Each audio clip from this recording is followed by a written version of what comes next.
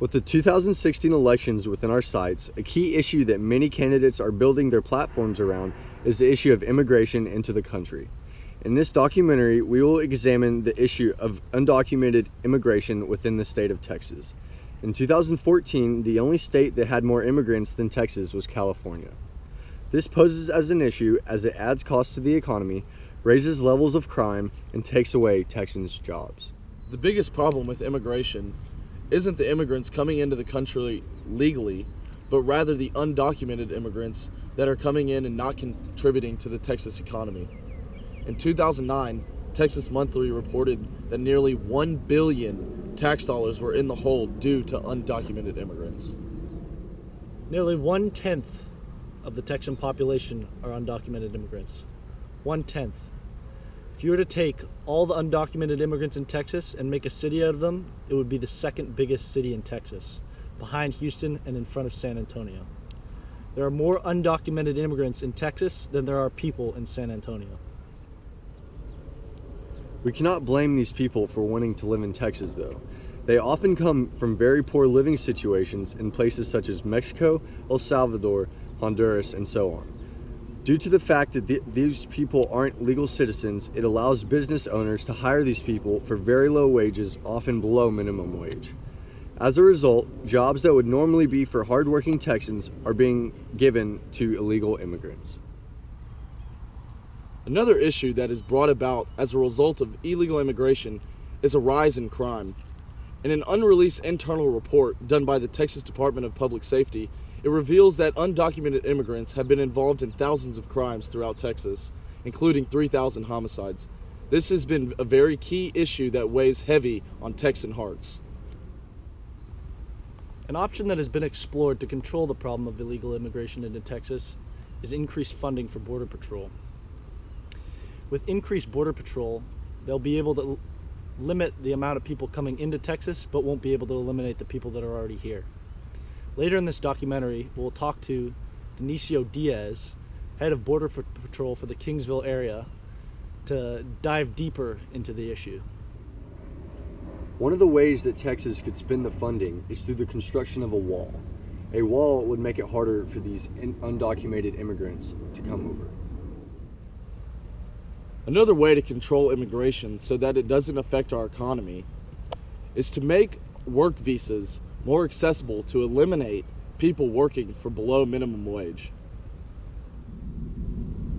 Finally, the most important way to control illegal immigration is steepening the penalty for people that get caught. This way, it would risk their freedom and make them fear trying to enter the country.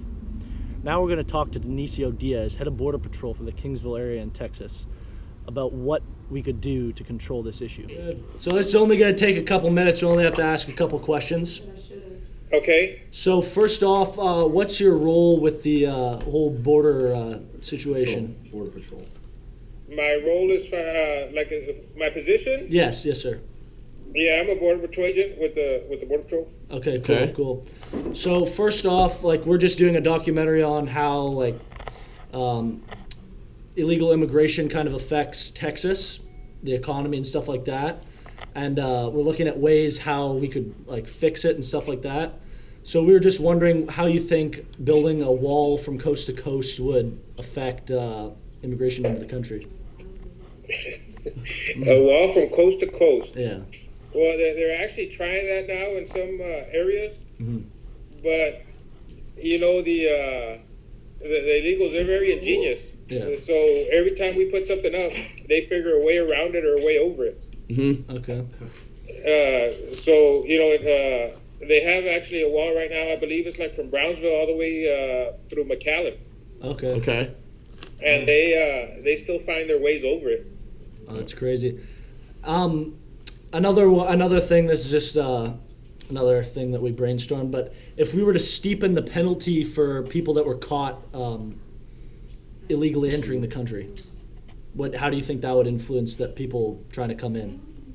Well, right now I'm in charge of a prosecution unit there in Corpus. And they are giving out different penalties for people that are reentering. Yeah. But we're seeing that as soon as some of them get back, they're trying to get back into the U.S. just because the pay is so much better. Even if they're working illegally, the pay is so much better over here. Yeah. Yeah. What is the current penalty for? So they don't even care about the penalty. Pretty much no. They'll do their time, get their 3 meals a day, and then they'll head back and then come right back over here.